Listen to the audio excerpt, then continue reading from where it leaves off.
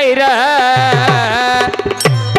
मग काय काय केलंय भल्या माणसा देवाला सार कळतय र काय काय करतोय भल्या माणसा देवाला सार काय काय केलंय भल्या माणसा देवाला सार कळतय र काय काय केलंय भल्या माणसा देवाला सार कळतय र पाप करोनी पापी मने सैल वैरा पळतय र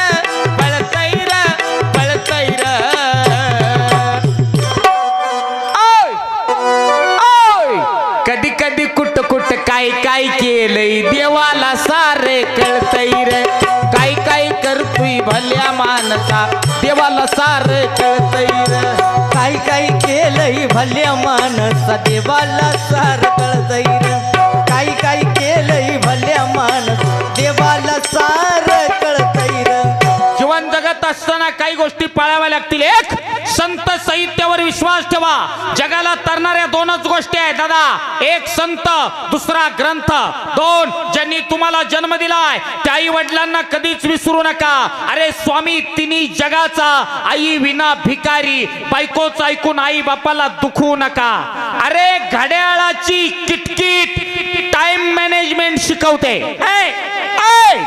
घड्याळाची किटकिट टाइम मॅनेजमेंट शिकवते आणि बापाची किटकिट लाईफ मॅनेजमेंट शिकवते म्हणून आई बापाला कधीच विसरू नका तीन आयुष्यात आल्यानंतर व्यसन करू नका दारू पिऊ नका दारू सोडा संसार जोडा चार शॉर्टकट पैसे मिळवायच्या नादात जीवन बर्बाद करू नका जंगली रमी पियाव ना महाराज ही जाहिरात करणाऱ्या सर्व नटांना माझ्याकडून भावपूर्ण श्रद्धांजली ती आता ऑनलाईन रमी जंगली रमीची जाहिरात करणारी एक माता भगिनी आहे युट्यूबला टीव्हीला येते ती म्हणते अशी मी नीलम रवी जाधव मी भिवंडीला राहते मला जंगली रमीला 1.5 लाख रुपये मिळाले काही सुद्धा ऐकू नका नीलम रवी जाधव काल इचलकरंजीला ऊस तोडताना मला दिसल्या सांगायचा माझा मुद्दा असा शॉर्टकट पैसे मिळत नसतात यशाला शॉर्टकट नसतो चला हवा येऊ द्या चला हवा येऊ द्या म्हणून एक विनोदी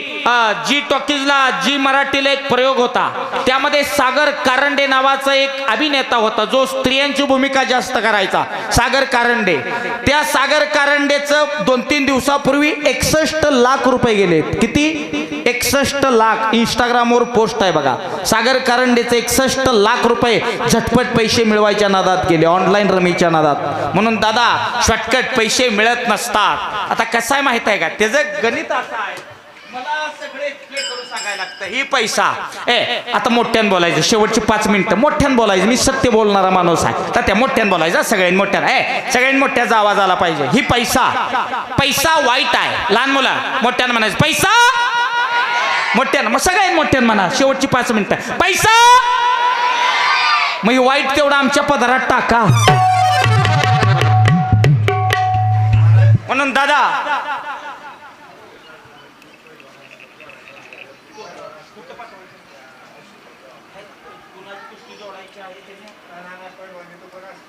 हा पैलवान इथं कोण असतील तर कुस्त्या जोडायच्या हायस्कूलवर तिकडे चालू झालेले तरी त्यांना एक मंडळाकडून विनंती आलेली त्यांनी तिकडे जायचं आहे हा शॉर्टकट पैसे मिळत नसतात आणि मावशी शेवटचा मुद्दा तुमचा आहे महिला मंडळ बोल नका तात्या बोल नका शेवटचा मुद्दा महिला मंडळ मुद्दा तुमचा आहे इकडं ते लग्नात आहेरात 100-150 साड्या पाहुण्याला वाटायच्या पद्धत आहे का इकडे आहे का हाय तुमच्या आईची शपथ घेऊन सांगा महिला मंडळ आवाज कमी करा जरा तुमच्या आईची शपथ घेऊन सांगा ती 100-150 साडी तुम्ही तुमच्या अंगाला कधी लावल्या का मग कशाला वाटताय पद्धत चुकीची आहे पद्धत बंद करा 100-150 भिकाऱ्याकडे आहे पुन्हा भिकाऱ्याकडे iPhone 16 भिकाऱ्याने घेतलाय लाखाचा भिकाऱ्याने iPhone 16 भिकाऱ्याने घेतलाय लाखाचा मोबाईल आणि 100-150 साडी वापरायचा काळ राहिलाय का पैसे ती पद्धत चुकीची आहे बंद करा काळानुसार बदल करा आणि जर कोण म्हटलं पद्धत बरोबर आहे 150 साड्या बंद करा 5-5 हजारच्या वाटा निदान महिला मंडळ वापरल तर पद्धत चुकीची आहे मी आता इथनं सांगून जाणार आजपासून जर कुणी इथं ते पुन्हा कुठल्या कार्यक्रमात लग्नात वास्तुशांतीला जर 100-150 साडी जर तुम्ही कुठल्या पाहुणीला दिली ज्या हातानं तुम्ही साडी देणार त्या हाताला लकवा मारणार आपलं फायनल आहे पद्धत चुकीची आहे, पद्धत बंद करा. आणि मला एक कळत नाही, तात्या महिला मंडळाचे एक लय गणित आहे. समजा एखाद्या लग्नात गेलं पाहुण्याकडं, तांदूळ टाकलं, जेवण केलं, गपचूप यायला काय अडचण नाही. पण महिला मंडळी गपचूप येत नाही. जी लग्नाचा मालक असतो का, म्हणजे त्या नवरा नवरीचा आई वडील त्या मालकाकडे जाणार, आई वडिलाकडे म्हणणार जाऊ का व, कशासाठी म्हणणार सांगा बरं, त्यांनी साडी द्यावं म्हणून. पद्धत चुकीची आहे, बंद करा. आमच्याकडच्या मावशाला हुशार, लग्नाला जाणार, अक्षदा टाकणार, पाहुण्यानं साडी दिलेली असणार, मावशी आमच्यातली येणार, पहिल्यांदा आल्या घरी दुसरं काय करणार नाही. काय करणार, साडी कसली आहे बघणार, साडी कसली आहे, पिशवीतनं साडी बाहेर काढणार आणि म्हणणार 150चा बोळा दिला. 150चा बोळा. ही बोळ तुम्ही जी साडी देताय 100-150ची, ती पाहुणी पण तिकडे जाऊन तुम्हाला बोळा दिला म्हणते. ती कळलं का, तुम्ही जसं म्हणताना बोळा दिला, ती पण पाहुणी बोळा दिला. त्यामुळे पद्धत चुकीची आहे, बंद करा. काळानुसार पद्धत बदलायला पाहिजे. आणि 5, या निसर्गावर प्रेम करा. एकमेकांची वाट अडवण्यापेक्षा पाणी अडवा, एकमेकांची जिरवाजिरवी करण्यापेक्षा पाणी जिरवा, आणि एकमेकांची लावालावी करण्यापेक्षा झाडं लावा, झाडं जगवा. या निसर्गावर प्रेम करा. बोलताना वाणी आणि सांडताना पाणी जपून वापरणं गरजेचं आहे. 1 मिनिट, कोण आहे बघतो, फोन आला मला. हॅलो अय्यो, कोण आहे? तुळजापूरवरनं अंबाबाईचा फोन आलाय मला. काय ग अय्या, इकडं आलोय चिंचोलीला, लय लोक भारी येते, मागच्या मागे पट्टापट उठून गेली. काय म्हणत्या, गावाला अडी अडचण विचारू म्हणत्या. ठीक आहे मामा, चिंचोलीच कोण आहे? चिंचोलीच तुम्ही आहे का? चिंचोलीच कोण आहे इथं? तुम्ही चिंचोलीच आहे ना? हा. काय म्हणते, पाऊस, चिंचोलीला पाऊस कसा आहे? बोला, फास्ट बोला, वेळ कमी आहे जरा.